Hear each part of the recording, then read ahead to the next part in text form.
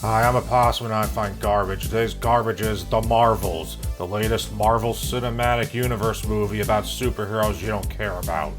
Hey, remember when the first Captain Marvel movie made $1 billion and all the NPCs were like, ha, this proves it's a good movie. A movie making a ton of money at the box office is proof that it's good. Bad movies never make money, only good ones do. Take that, chud. Well, you've probably heard by now about that The Marvels is the biggest box office flop in the history of the MCU. It made a pathetic $46 million domestically on its opening weekend against a production budget of $275 million. Adjusted for inflation, The Marvels opening weekend was only slightly better than that of John Carter. And it had a 78% drop-off on its second weekend, pulling in only a little over $10 million. I've seen projections estimating that it will end its global theatrical run with $240 million. Once you factor in marketing costs and theater take, even if you subtract the $55 million subsidy Disney got for filming in the UK, that doesn't come anywhere close to breaking even. Now, I've seen people try to excuse the underperformance by blaming it on the economy, the actors' strike, and of course, sexism. Never mind the fact that the highest grossing movie this year was Barbie, and more men went to see The Marvels than women. No, it's because men don't want to watch a movie with a strong female character. It's always men's fault. They also try to blame it on racism, like no one went to see it because it was directed by a black woman. I didn't even know it was directed by a black woman until after I saw it, and I rather strongly doubt the average MCU watching normie was aware of that either, so I kinda don't think that had anything to do with it. You know what the real reason is? It's because no one cares about Captain Marvel as a character. People care about Iron Man, Spider-Man, maybe even Black Widow. No one cares about Captain Marvel. See, if Captain Marvel was the first movie in the MCU would not have taken off because back then, it wouldn't have had the coattails of Iron Man and Thor to ride on. The first Captain Marvel movie made $1 billion because it came out right after Infinity War and before Endgame, when the franchise was at the peak of its hype and cultural relevance. Any MCU movie would have made $1 billion at that time, plus Captain Marvel had the advantage of social justice pandering back before everyone was absolutely sick of it. It leaned hard into the whole strong woman thing. Well, women don't need men, women can do anything, men bad, don't tell women to smile, all that crap. Back then, people pretended to care about Captain Marvel on Twitter because it was an easy way to make yourself look like a good feminist without having to do anything other than participate in already mainstream pop culture. Seeing Captain Marvel was just another form of slacktivism, a way of signaling your virtue without expending any effort or personal sacrifice. It was the equivalent of buying rainbow Oreos to show your support for LGBT people, a shallow gesture that only serves to enrich corporate grifters. Remember how people would buy the first issue of a feminist comic just so they could take photos of themselves holding it up to show their support for them on the internet, but then they never bought the rest of them and they just ended up getting canceled because no one was actually reading them? That's what's going on with The Marvels. They bought the first issue and then stopped. No one actually cared. They just pretended to for easy internet clout. It also doesn't help that The Marvels came out at a time when the popularity of the MCU was already in decline thanks to a combination of market oversaturation and just a general decline in quality from other recent films, like Thor: Love and Thunder and Ant-Man and the Wasp: Quantumania. People are finally starting to get sick of these movies, and Disney is panicking because they can't just coast on brand recognition anymore. You wanna know how bad it is? I went to see this movie at 9:45 on a Friday, and I was the only one in the theater. Second week on a Friday night, and no one was there. Not one pink-haired woman with horn-rimmed glasses was in the theater with me. I, a man, was the only one supporting it with my patronage. And I don't even care about the MCU. I just went to see it because I figured it'd be an easy target for a monetized YouTube video, and it was. This might be the first time I ever physically cringed while watching a movie. I mean, there was a moment when I seriously would have felt secondhand embarrassment if there was anyone else in the theater with me. I'm talking about this part where Captain Marvel and friends go to this water planet where the people communicate exclusively by singing, in English conveniently enough. Where it turns out Captain Marvel got married to some prince guy in the past for political reasons that aren't elaborated on, even though she hates him. and she magically puts on this Disney princess dress and has a musical number with him. It was so awkward that it actually triggered my fight or flight response. Like I started reflexively moving around in my seat. I saw that movie Martyrs and didn't feel that uncomfortable. Speaking of uncomfortable, this movie leans heavily into that stupid awkward humor that we've all come to associate with Marvel. You know, the, well, that just happened humor where nothing is treated seriously. Practically everything in this movie is treated like a joke, and the problem with that is I never laughed once. And the problem with that kind of humor in general is if the movie's not going to take itself seriously, then why should I? One of the big criticisms everyone had for the first Captain Marvel movie is that Captain Marvel herself never showed any emotion and had no personality. That ain't the case with this movie. It's like she's a totally different character. Now she acts pretty much like how Brie Larson acts in interviews, and we all know how likable she comes across in those. I guess I should talk about the other characters. I don't know anything about Kamala Khan other than what I've learned through secondhand exposure. I think she had stretchy powers or something in the comics, but they changed that for the movie, probably because they very correctly decided that looked stupid when her hands got really big. And I think she had a Disney Plus show. I have no idea how she's characterized in that show, but in this movie, she has no character beyond just being a fangirl of Captain Marvel and acting awkward around her. She has no wants or needs beyond those which are immediately pertinent to whatever's happening in the plot. Look at a character like Spider-Man in the Sam Raimi movies. He wants to live a normal life, but he can't because his powers give him responsibility to help people and fight evil. And he can't form relationships because him being a superhero puts anyone he cares about in danger. He has an internal conflict which he struggles with.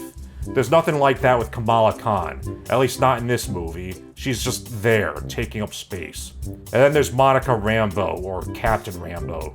I have no idea who she is. I didn't even know she existed before this movie. She has Danny Phantom powers, and I guess Captain Marvel was friends with her mom in the first movie, and she spends a small part of this movie being mad at Captain Marvel because she left Earth when she was a kid and didn't come back for like 20 years or something. Because how dare she go off to save entire civilizations across the universe, I guess. But this is a really small part of the movie and it gets resolved so quickly that it's basically pointless. And that's another thing. There's no interpersonal conflict in this movie. You know how in the Avengers, they're all arguing with each other over what they should or shouldn't do, and the whole movie is about them learning to work together?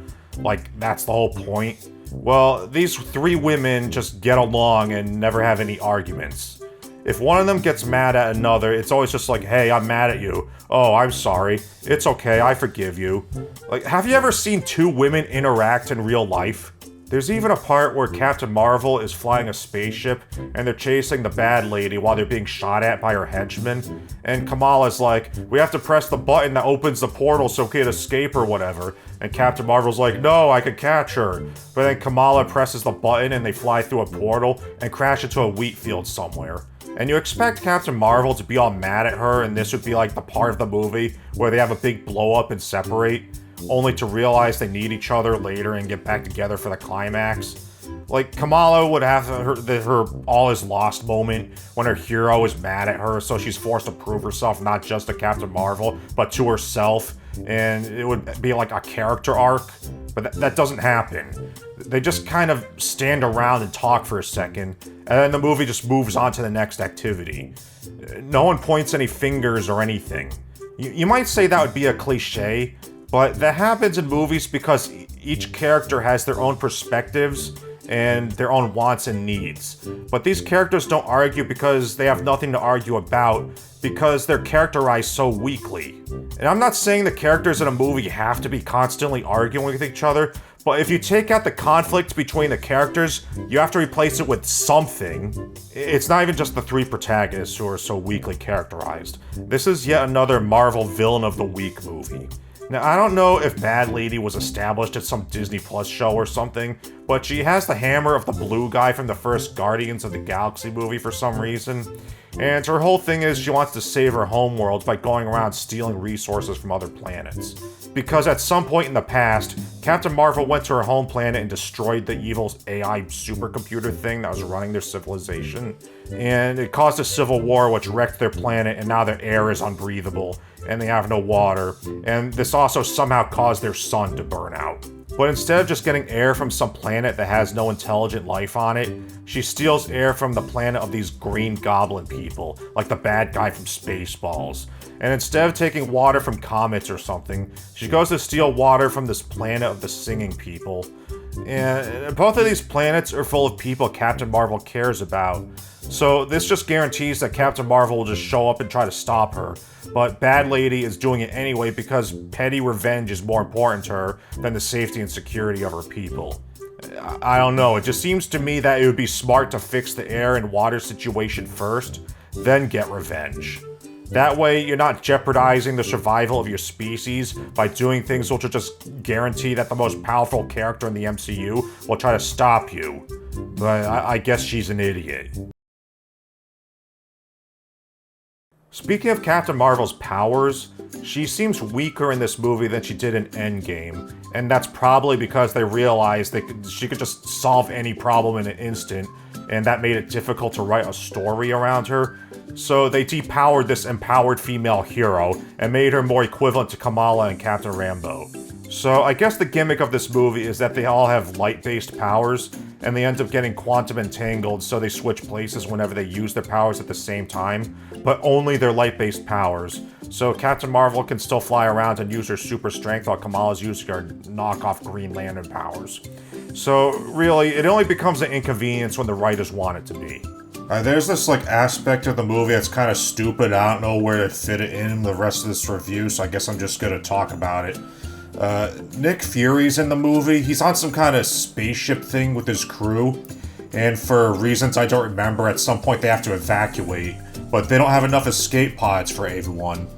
But it turns out Captain Marvel's cat, Goose, she's like an alien cat. She has the power to swallow people and objects whole. And apparently they shrink when she swallows them. And she inexplicably got pregnant at some point. So when her hundreds of eggs hatch, they come up with a plan to use her kittens, who all appear to be 6 weeks old immediately after hatching, by the way. They come up with a plan to use the kittens to swallow everyone. And then they can cram all the kittens onto the last escape pod and send them to Earth and then have the kittens puke them up. So that's a thing that happens in this movie. And when the kittens are running around swallowing everyone, the movie actually plays that memory song from Cats, the musical Cats. It has no thematic significance and the tone doesn't match. It's really just a her Cats reference moment. And I don't remember Nick Fury actually doing anything of importance in this movie. He has a B-plot where he's on the spaceship thing with Kamala's family and the cat, but I don't think it ultimately has any real impact on whatever Captain Marvel and the others are doing. This review is going to end abruptly because I'm sick of thinking about this movie. I guess I'll just list some positives real quick. It's short. It has some decent fight scenes where it doesn't rely on close-up shaky camera movement and quick cuts, but it is nothing you haven't seen before in better movies. And lastly, it might represent the death of the MCU and finally ends the profoundly negative influence this franchise has had on media. Concluding statement, the movie sucks, don't watch it. Like and subscribe, leave a comment, check my channel for other videos you may have missed, support me on Patreon, send me fan art, the links below, bye.